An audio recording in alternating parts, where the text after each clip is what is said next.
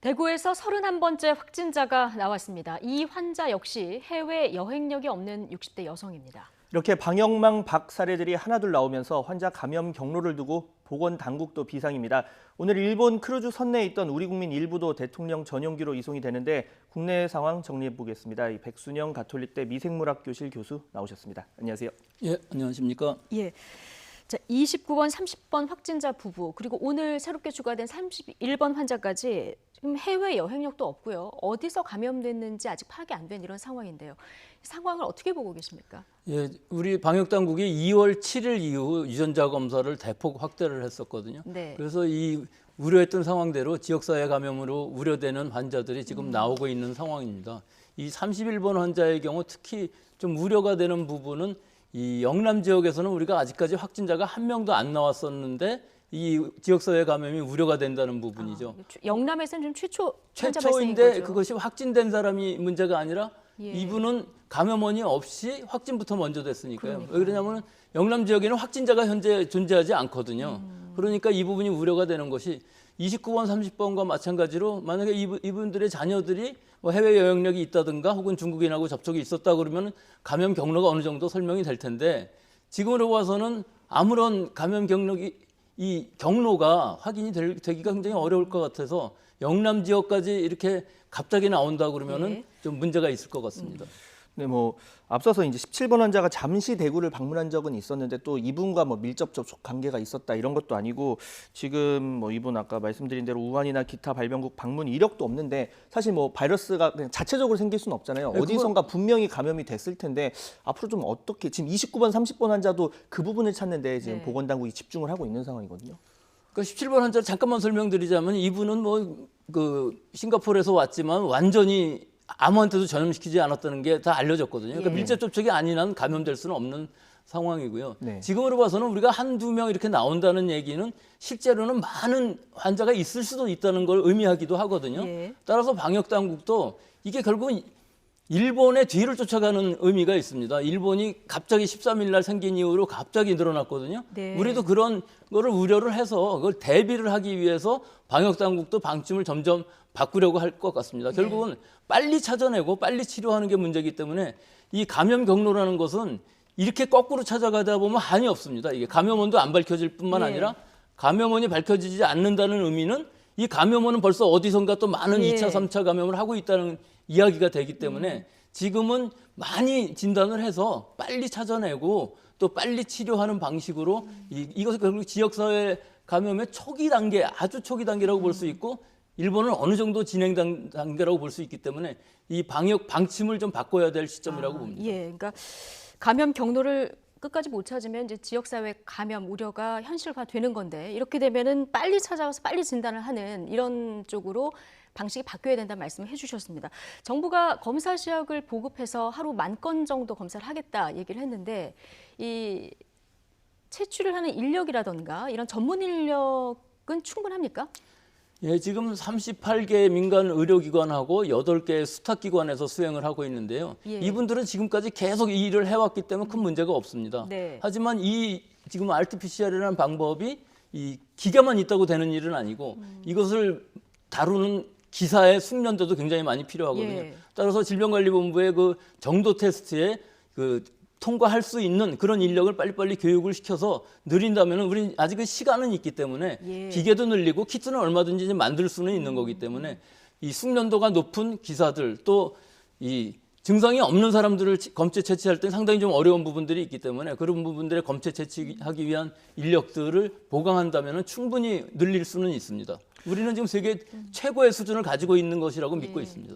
네, 이렇게 키트나 물품만 주어진다고 또 다가 되는 게 아닌데 특히 이 대형 병원은 그래도 좀 걱정이 덜 되는데 중소형 병원 같은 경우는 인력 문제도 있고 또 어떤 평소에 그런 부분을 많이 다뤄보지 않아서 생기는 좀 그런 문제점이랄까요? 이런 부분은 어떻게 해소를 해야 될까요? 그러니까 제가 생각하기엔 모든 병원이 이 진단을 해야 된다고 생각하지는 않습니다. 이 수탁기관이라는 데는 원래 진단을 전문으로 하기 때문에 지금 보건소 시스템도 마찬가지입니다. 네. 보건소에서 검체를 채취한 다음에 이 수탁기관으로 보내면 바로 몇 시간 후에 결과가 나오는 거거든요. 근데 한 가지 좀 문제점인 것은 지금 이 고대 같은 경우 굉장히 대응을 잘했거든요. 네. 바로 진단 내리자마자 진단 의뢰를 하자마자 격리를 예, 시켰거든요. 그래서 노출 시간을 좀 그 최소화시켰죠. 최소화시켰기 때문에 그 예. 결정이 굉장히 어려운 겁니다. 근데 일반 병원들에서 과연 그런 격리 시설은 존재하지 않은데 많은 사람들을 할 때에는 이 진단에서 격리는 좀 어렵게 되기 때문에 예. 결국은 격리라는 부분은 없이 일반 병원에서 한다면 예. 귀가해서 자가 격리를 하는 방식으로 하는 수밖에 없을 것 같습니다. 예. 지금 보건당국이 어제부터 요양병원을 좀 주목하고 있습니다. 이곳이 중국에서 들어오는 간병인들도 굉장히 많고 또 입원하는 환자들의 특성상 고령이고 굉장히 상태가 안 좋은 분들이 많기 때문인데요. 자, 이 부분에 대해서 앞으로 어느 부분을 조금 더 보강해서 주목을 해서 봐야 될까요? 제가 이거는 일본을 예. 비교하고 싶은데요. 일본은 지금 방역이 엉망이지만 일반 이 요양병원, 요양원 시설은 굉장히 잘 돼 있고 그 감염 관리가 아주 철저하게 되어 있습니다. 아, 모든 그 입원 환자의 그 내원하는 사람들, 모든 사람들 왔다 갔다 하는 모든 사람들 열을 체크하고 하기 때문에 굉장히 잘 돼 있는데 네. 우리나라의 경우는 좀 허술한 부분이 많이 있습니다. 그렇죠. 저도 요양병원 이렇게 평소에 예, 요양병원은 문병 가다 그나마 보면 그런 의사가 있는데 부분이 있죠. 예. 요양원인 경우는 의사도 없습니다. 따라서 예. 이 부분은 평소에 잘 했어야 되는데 지금이라도 이 중국서 온 종업원이랄까 그 돌보시는 분들도 많고 간병인분들이요. 간병인분들이요. 이런 분들도 많고 또 우리가 입원이라기보다 하여튼 요양병원에 계신 분들을 우리가 자주 이렇게 방문을 하게 되는데 그 부분들을 지금 시기에서는 철저히 막아서 외부로부터의 감염이 없게끔 뭐 이 코로나19뿐만 아니라 네. 다른 독감 바이러스나 다른 바이러스는 마찬가지거든요. 그런 부분을 지금 철저하게 방어를 해야 될 시기인 것 같습니다. 네, 전부 맥을 잘 짚은 거군요. 그러면. 그렇죠. 네. 근데 여기뿐만 아니라 사실은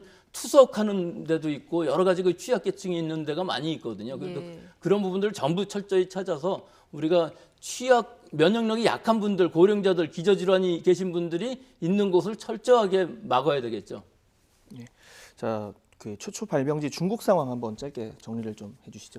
예, 중국은 역시 우한 후베이 이외의 성에서는 점점 떨어져서 이제 100명대 수준으로 네. 떨어졌거든요. 네. 따라서 이 중국은 사회주의 국가의 특성상 이 격리를 아주 완벽하게 하기 때문에 지금 상황으로 봐서는 이 중국 당국의 방역이 어느 정도 듣고 있다고 볼 수가 있는데 집 밖에 문제는 아예 못 나오게 하니까요. 예, 아예 못 나오게 예. 하니까요. 이 문제는 그 농민공이라고 하는 2억 5천 명의 사람들이 네. 계속 유입되고 있는데 이들이 과연 얼마나 전파에 기여를 할 것이냐. 근데 지금 베이징만 해도 아예 베이징에 들어올 때 2주씩 격리를 시킨다고 하니까 예. 그 부분도 결국 지금으로서는 중국 방역 당국을 믿는 수밖에 없을 것 같습니다. 예.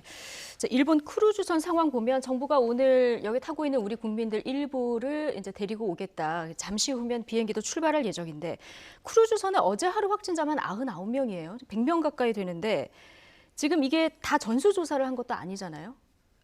검사를 안 받은 사람들도 있는 상황에서 지금 내가 감염됐는지 안 됐는지도 모르는 상황에서 지금 배를 타고 있는 상황이란 말이죠.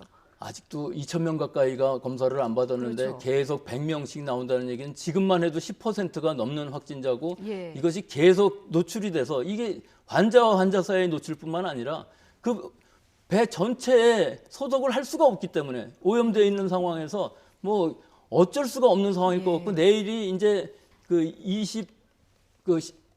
14일에 잠복기가 끝나는 날짜인데 이 노출된 날짜가 언제인지도 모르는데 이 사람들이 음성이 나왔다고 하선을 시킬 수 있을까요? 아마 내일도 하선을 시킬 수 없기 때문에 우리 정부 방역 당국 잘해서 지금 데리고 오는 것은 이 거주지가 어디든지 간에 네. 우리나라 국민이면 본인이 원하면 올 수 있어야 되는 것이 당연한 일이고 예. 또 그렇게 시행한 것으로 보입니다. 예. 지금 네. 그 개강을 앞둔 대학가도 난감한 상황입니다. 뭐 교육부가 중국인 유학생 뭐 관련 이제 지침을 뭐 내리긴 했는데 강화 방침을 내리긴 했는데 현실적으로는 외출하지 말라 이런 뭐 자가격리 비슷한 권고 말고 더 할 수 있는 게 어떤 점이 있을까요?